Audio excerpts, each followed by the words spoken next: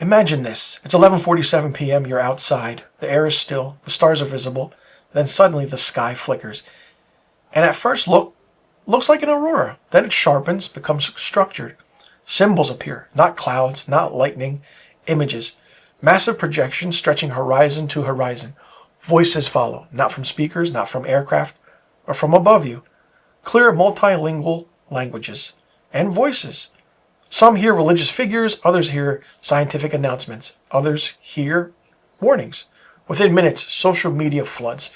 Governments issue emergency broadcasts. Religious leaders scramble for interpretation of these languages and hearing the voices. The sky becomes a screen, and the question spreads instantly. Who is doing this and why? In this episode of the Conspiracy Atlas, I'm going to be talking about Project Bluebeam and global deception.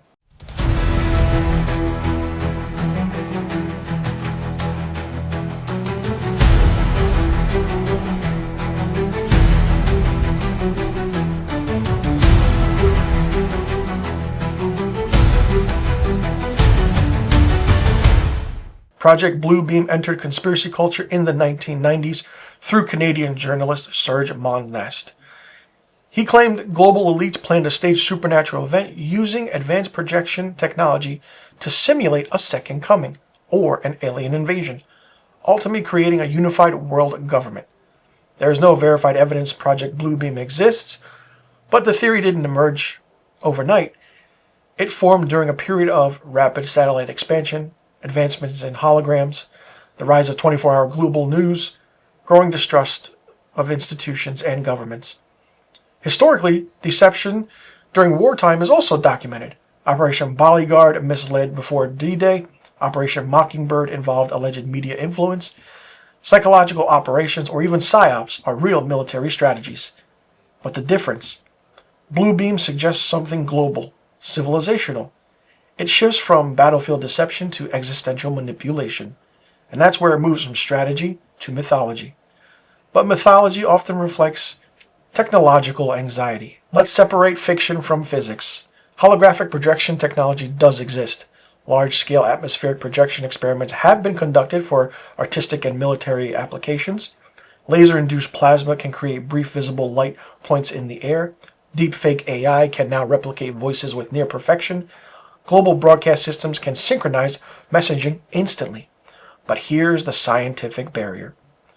Projecting solid three-dimensional synchronized imagery into the upper atmosphere at a scale would require astronomical energy, coordination, and visibility concerns, and even conditions. Physics does not allow, even currently support full sky, continent-wide holographic deception. However, localized illusions, manipulated video feeds, coordinated misinformation campaigns. Modern deception wouldn't need the sky. It would need your screen and what you're watching. And we've already seen it. Deepfake political speeches, synthetic AI-generated news anchors, social media manipulation at a grand scale. A global deception event today would likely be digital first. Project Bluebeam persists not because of proof, but because of psychology. Mass belief events have shaped history. The War of the Worlds 1938 radio broadcast caused panic, not because aliens landed, but the context failed. Religious apparitions have mobilized entire populations. Financial collapses happen when belief collapses, and in the trust of infrastructure, sometimes it always doesn't work. If people believe the sky has changed, and enough do so, behavior changes. The markets react, the borders close, even policies accelerate. The power of perception often outweighs physical reality. Modern societies are hyperconnected. Information spreads through verification. If a coordinated high-production illusion occurred, amplified through media, the psychological impact and benefits could outpace fact-checking as we know it. Project Bluebeam isn't just about technology. It's about belief engineering. And belief is the most scalable force in history. Why does Bluebeam center around global government fears? Well, because major crises historically expand through authority. World wars created for international alliances, terror attacks expanded through surveillance laws, pandemics increased for emergency powers. Large events escalate government shifts. That's been documented history. But the Blue Beam theory suggests a manufactured crisis could unify humanity under a singular authority. There is no verified evidence of this such plan, but the anxiety reflects something real in this case. Technological centralization is increasing at a fast pace. Digital currencies, global internet infrastructure, international policy coalitions. When power scales globally, so does suspicions. Project Bluebeam functions on symbolic shorthand for what if reality isn't something that becomes centralized? And that question feels more relevant in the age of AI than holograms. Now, did you know in 1938 Orson Welles' War of the Worlds broadcast triggered public panic in parts of the U.S. because listeners tuned in late and believed it was real. It caused mass hysteria even as far west as the Mississippi. Or that governments openly conducted psychological operations designed to influence perception during wartime. Or that modern deepfake technology can now generate convincing synthetic video in real time. The line between illusion and information has never been thinner. And sometimes the most powerful deception doesn't require the sky or the screen. It requires your attention. Project Bluebeam may not exist, but the fear behind it does. It reflects a world where technology moves faster than trust, information spreads faster than verification, belief organizes faster than governance. The real question isn't whether the sky could be faked or the screen, it's whether perception can be engineered in real time. Because in reality, in the modern era, isn't just what happens in front of you, it's what circulates, what gets the word out. Mass deception today wouldn't require divine projections in the night sky or anywhere. It would require coordination, narrative, timing, and even belief. The sky may never flicker in front of your eyes, but the screen in front of you already does. And with that, we don't even know what we're even seeing or believing in front of us, especially in the age of AI technology. Holograms could be real. Some say it is real. But now we have the aspect of artificial intelligence.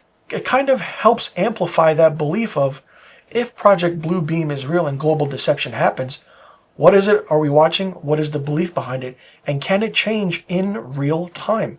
And if it can, will it cost us lives around the world? What will people start believing and not believing? That's the big question. So that's been this week's episode of The Conspiracy Atlas, talking about Project Bluebeam and global deception. Now, the interesting thing about this topic is that it's very, very censored. Anytime anyone talks about Project Bluebeam, it's either taken down from the internet, no papers about it. Even the aspect of, Serge Monsac saying that it is something that's real. Anytime it's mentioned or a short clip is shown on social media, you don't see it anymore after that. And it's really, really interesting because it's like, why are they taking it down? What are they hiding? So let me know in the comments what you think about this episode and Project Bluebeam. Do you think global deception is real? It's happening in front of our eyes. And tell me a story in the comments about what you think and what you've seen from Project Bluebeam if you think this is real. And also let all your family and friends know about the Conspiracy Atlas, what I'm talking about. Anything that has to do with science fiction, government conspiracies, cover-ups, you name it, I talk about it. I bring out the truth in reality, and I want to tell you all what's going on in our world today. I don't hold back. You know this, ladies and gentlemen, and that's why I'm here doing this podcast. Be sure you like, comment, and subscribe, and tell all your friends that the Conspiracy Atlas is something to listen to.